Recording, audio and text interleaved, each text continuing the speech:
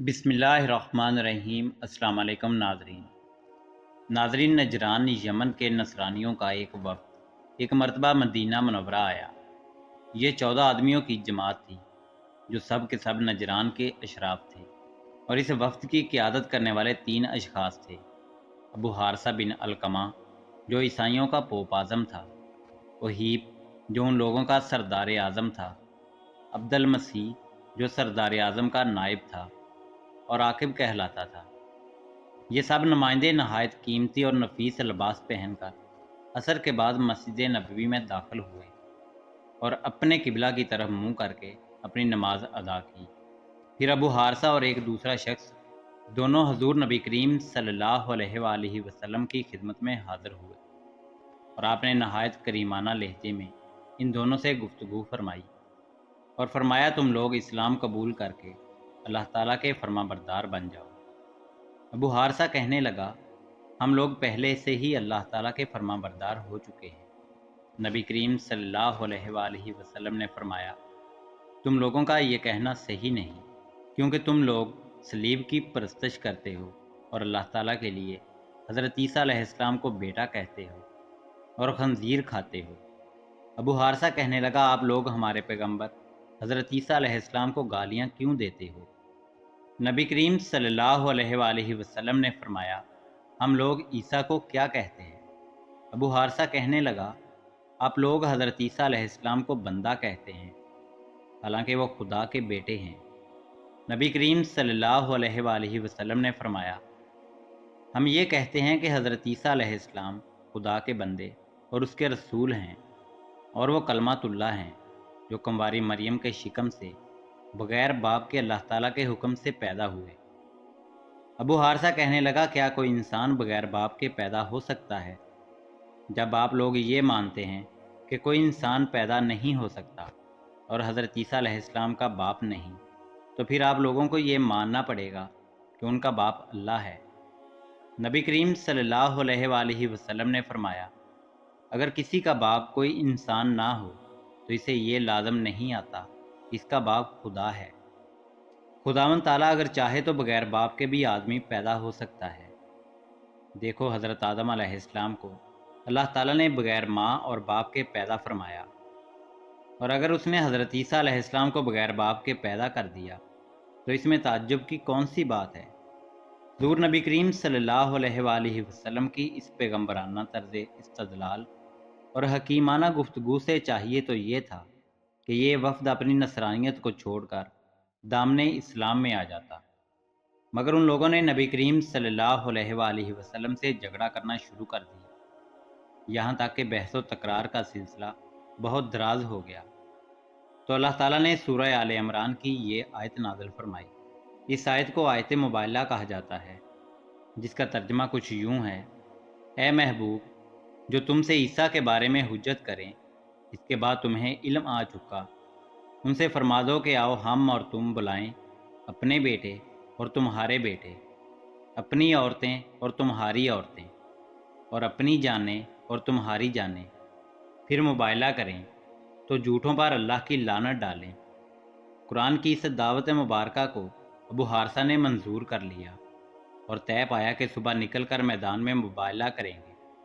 لیکن جب ابو حارثہ نصرانیوں کے پاس پہنچا تو اس نے اپنے آدمیوں سے کہا کہ اے میری قوم، تم لوگوں نے اچھی طرح جان لیا اور پہچان لیا کہ محمد صلی اللہ علیہ وآلہ وسلم نبی آخر الزماں ہیں، اور خوب یاد رکھو کہ جو قوم کسی نبی برحق کے ساتھ مباہلہ کرتی ہے، اس قوم کے چھوٹے بڑے سب ہلاک ہو جاتے ہیں۔ اس لیے بہتر یہی ہے کہ ان سے صلح کر کے اپنے وطن کو واپس چلے جاؤ، اور ہرگز ہرگز ان سے مباہلہ نہ کرو۔ مباہلہ یہ ہوتا ہے کہ ایک میدان میں جا کر ایک دوسرے کے لیے بد دعا کی جائے۔ جو اللہ تعالیٰ کے قریب ہوا، اس کی بد دعا دوسرے کے حق میں اللہ تعالیٰ قبول فرما دے گا اور دوسرے کو اللہ تعالیٰ ہلاک کر دے گا۔ صبح ابو حارثہ جب نبی کریم صلی اللہ علیہ وآلہ وسلم کے سامنے آیا تو یہ دیکھا کہ نبی کریم صلی اللہ علیہ وآلہ وسلم امام علی مقام امام حسین ابن علی علیہ السلام کو اپنی گود میں اٹھائے ہوئے اور حضرت حسن مجتبیٰ علیہ السلام کو انگلی کے ساتھ تھامے ہوئے، اور سیدہ طیبہ فاطمہ الزہرا سلام اللہ علیہ اور مولا علی علیہ السلام آپ کے پیچھے چل رہے ہیں، اور آپ ان لوگوں سے فرما رہے ہیں کہ جب میں دعا کروں تو تم لوگ آمین کہنا۔ اللہ اکبر۔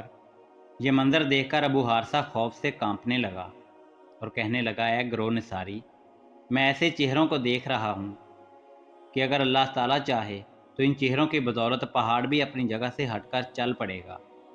آیت مبائلہ اور نبی کریم صلی اللہ علیہ وآلہ وسلم کا حضرت امام علی مقام امام حسین ابن علی علیہ السلام، امام حسن علیہ السلام، سیدہ فاطمہ الزہرا اور حضرت علی المرتضیٰ کرم اللہ وجہ الکریم کو ساتھ لے کر جانا اہل بیت کی فضیلت اور اہمیت کو ظاہر کرتا ہے کہ جب نبی کریم صلی اللہ علیہ وآلہ وسلم نے اپنی عورتوں اور اپنے بیٹوں کی بات کی تو سیدہ فاطمہ الزہرا اور امام حسن اور امام حسین کو اپنے بیٹے بنا کر ساتھ لے کر گئے۔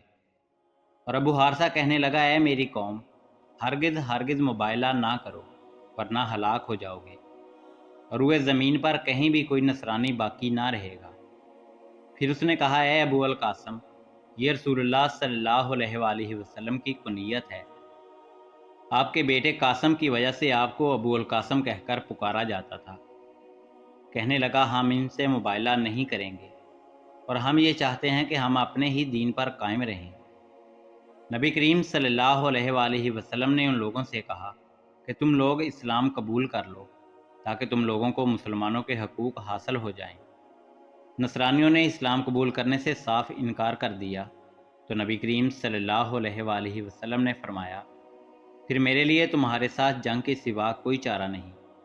یہ سن کر نصرانیوں نے کہا، ہم لوگ عربوں سے جنگ کرنے کی طاقت نہیں رکھتے، لہذا ہم اس شرط پر صلح کرتے ہیں کہ آپ ہم سے جنگ نہیں کریں گے اور ہم کو اپنے ہی دین پر قائم رہنے دیں گے، اور ہم بطور جزیہ آپ کو ہر سال 1000 کپڑوں کے جوڑے دیتے رہیں گے۔ نبی کریم صلی اللہ علیہ وآلہ وسلم نے وہ شرط قبول فرمائی اور ان نصرانیوں کے لیے امن و امان کا پروانہ لکھ دیا۔ اس کے بعد آپ نے فرمایا، نجران والوں پر ہلاکت اور بربادی آن پہنچی تھی مگر یہ لوگ بچ گئے۔ اگر یہ لوگ مجھ سے مبائلہ کرتے تو مسخ ہو کر بندر اور خنزیر بن جاتے، اور ان کی وادی میں ایسی آگ بھڑک اٹھتی کہ نجران کی کل آبادی یہاں تک کہ چرند پرند جل بن کر راکھ کا ڈھیر بن جاتے، اور روئے زمین کے تمام عیسائی سال بھر میں فنا ہو جاتے۔